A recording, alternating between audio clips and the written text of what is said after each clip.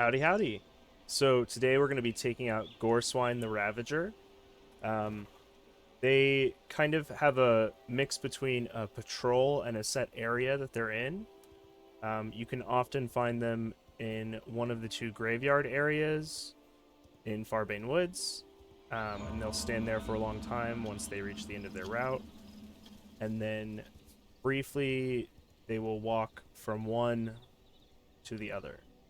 So I think the best time to fight them is if you catch them on the path in between. It just gives you more opportunities for better spacing, um, because the fight is rather tedious. There's lots of AoE effects that you don't want to be in, and the boss is fairly mobile. For that reason, I also recommend bringing the crossbow, because there are going to be times where you just can't get into melee range of it, and you're going to be standing there looking like an idiot if you can't at least do something. And then for spells, Shadow Bolt and Aftershock should be pretty good. Or you can get lucky and it'll just randomly fight another mob. But you can kind of see it's like a mage. It'll summon AoE explosions, and then those leave a persistent gas effect on the ground. I think here in a second we'll see some of the more impressive ones. Nope. Okay, well they both want to fight us right now. This is fun. Cool.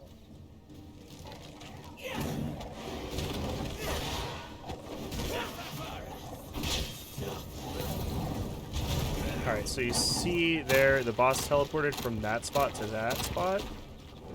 They also left some gas on the ground. Let's see if we can get a better shot of it. So yeah, just like that, they disappear, they leave a spot on the ground, and then they'll summon another one.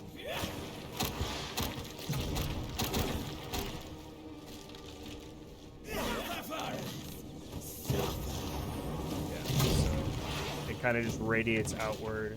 As the boss gets more damaged, they will start doing some more exciting versions of that, basically. Yeah, I just don't want to get stuck right there.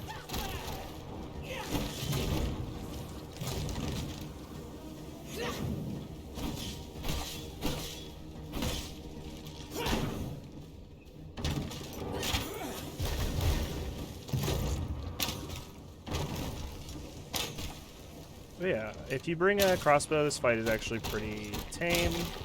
There's just a lot of moving.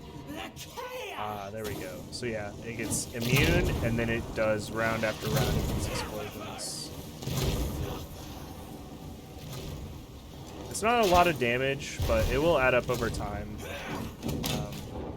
The boss has a decent health bar, and it's just going to take you a while to whittle it down. So it's like a battle of attrition more than like a test of your reaction speed or positioning or anything like that.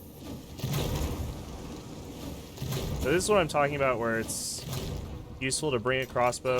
There's just going to be a lot of downtime on your damage if you don't have a ranged option. Even when you have a ranged option, a lot of times they're just invisible. Oh, I didn't mean to do that. Okay. I meant to press R. But you guys get the idea of how this works.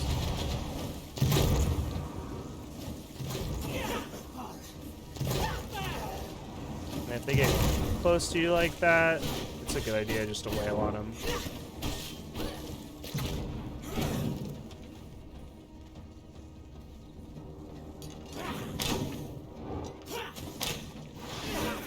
That was really cool.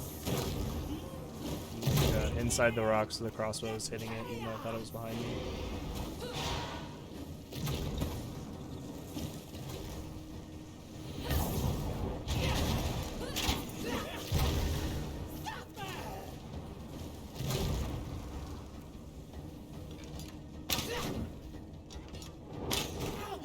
Okay. So that's Goreswine. You get to extract its blood. You get to hear that weird voice line. So yeah, just a quick recap of the fight. Make sure you make a crossbow if you don't already have one. You know, try and catch it in between its patrols. If you have to fight it in the graveyard, it's not a big deal. You just have a lot of mobs to clear out in that area beforehand.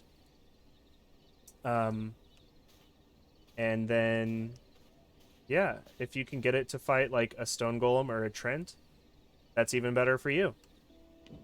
All right, so it's time to check out those abilities that we just got. We have Corpse Explosion and Veil of Bones. Veil of Bones is your travel ability. It's on your spacebar, so it's, you know, each one has a unique effect. This one, instead of healing you like the blood version does, it actually gives you a ranged projectile on your next attack.